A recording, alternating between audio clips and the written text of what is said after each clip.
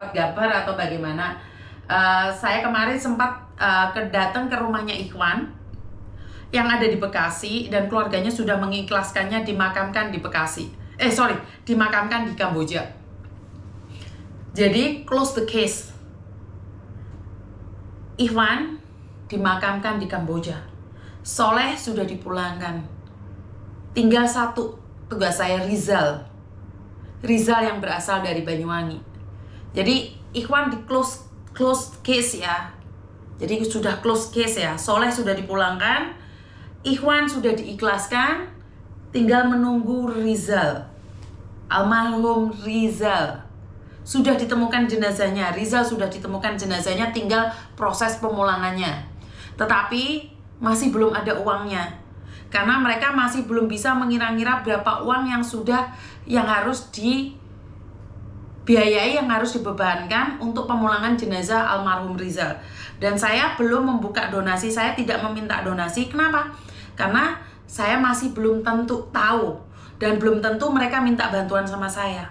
Jadi untuk Rizal saat ini saya tidak open donasi, karena kemungkinan besar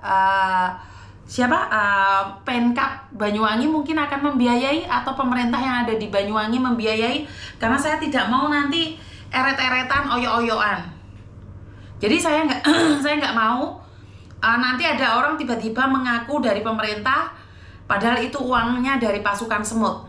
Jadi makanya saya serahkan dulu pada pemerintahan Banyuwangi. Jika pemerintahan Banyuwangi yang akan membiayai pemulangan jenazah almarhum Rizal, saya juga berterima kasih. Tetapi jika Pemkab Banyuwangi tidak memberikan jawaban selama 2 hari, maka saya akan bergerak. Ya, jadi saya akan bergerak untuk melakukan open donasi. Kembali lagi buat sahabat-sahabat saya, para pejuang devisa yang ada di luar negeri, kita hanya mampu berusaha dan berdoa. Kita tidak mampu melakukan apapun. Kita bukan siapa-siapa di negeri sendiri. Tetapi janganlah membuang energimu di negeri orang. Kamboja, percayalah, akan lebih kaya dibandingkan Indonesia 10 tahun ke depan. Pegang omongan saya. Kenapa? Karena kita sumber daya manusia yang ada di Indonesia semuanya digotong ke Kamboja. Dan seandainya sumber daya manusia tidak berguna, mereka tinggal depak keluar, dan mereka masih mendapatkan keuntungannya dengan membayar denda perharinya 10 US dollar. Dibayarkan oleh masyarakat Indonesia. Ini yang gak masuk di logika saya. Logika saya tidak tembus. Kenapa? Kita diperas habis-habisan, dan kita mendapatkan imbalan cuma 5 juta. Sementara yang ditipu orang Indonesia, yang di-scam orang Indonesia, TKW yang ada di luar negeri, hasilnya dikasihkan ke Kamboja. Yang diperes orang Indonesia, yang meres orang Indonesia, pesari patinya ditaruh di Kamboja. Kita lihat saja, 10 tahun ke depan Kamboja lebih berjaya dibandingkan Indonesia. Kenapa? Karena mereka mengambil sari patinya Indonesia. Berapa banyak TKW kita yang sudah ditipu oleh scammer? Ada nggak penanggulangannya? Nggak ada penanggulangannya. Kita itu diperes pati nih, digowon di Kamboja. Zaman dahulu kita dijajah, Jepang datang, Belanda datang ke negara kita. Kita sekarang menyerahkan diri agar diperes, dipletet, diplotot. Pernah nggak berpikir tentang ini kita? Ada nggak yang berbicara tentang ini? Ada nggak? Korbannya yang terbanyak adalah Indonesia. Apakah ada orang luar? Ada. Taiwan ada. Artis Cina ada. Tapi mereka tidak separah Indonesia. Orang Thailand sendiri juga ada. Orang Taiwan juga ada. Orang Malaysia juga ada. Tapi tidak separah Indonesia. Indonesia setiap hari.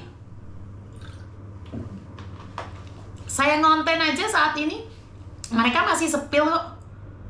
Saya sekarang mau berangkat ke Kamboja.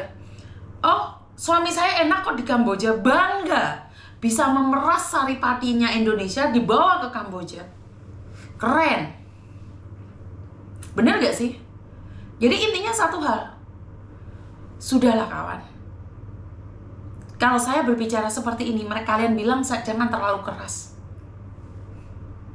Ya, saya akan lembutkan hati saya. Saya akan ikhlaskan kok. Saya akan biarkan itu semua. Saya nggak akan marah. Ya, karena penjajahnya adalah orang kita sendiri. Apakah kalian kira saya nggak dapetin ancaman? Tapi sudahlah. Jangankan saya, orang-orang yang upload media sosial saya, itu disekop semuanya. Disekop.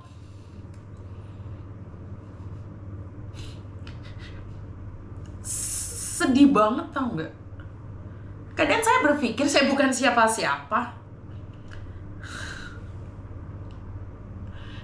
Rizal yang segagah itu, yang setampan itu, tidak bisa melawannya. Apalagi yang kayak kita, kutet-kutet kayak gini.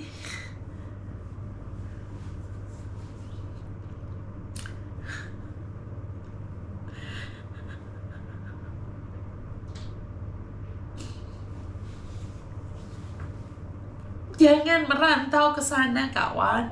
Jangan. Saya tahu kalian susah di Indonesia. Tapi lebih susah lagi bapak dan ibumu.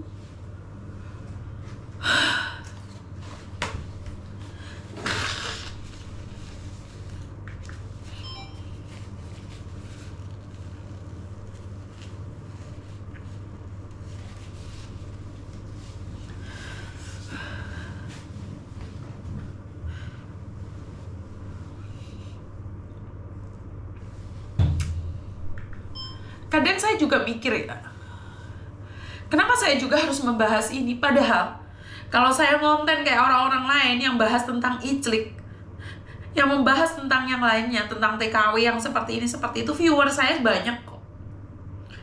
Bahkan saya bisa bergembira, tidak perlu ada air mata, tidak perlu ada kesedihan. Tapi saya nggak tahu kenapa saya bergerak lagi tentang Kamboja. Saya tetap ingin mengingatkan kalian karena saya nggak ikhlas.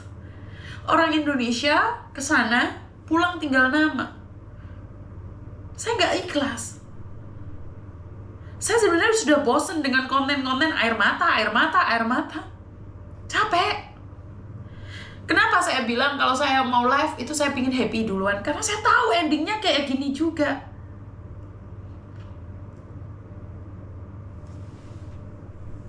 Kawan-kawan,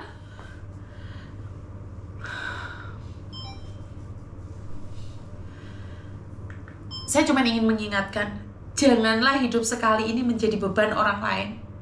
Atau cukuplah menjadi beban orang tua. Jangan sampai menjadi beban tetangga, keluarga, dan negara. Bekerjalah di luar negeri. Saya yakin dan percaya kalian pasti bisa.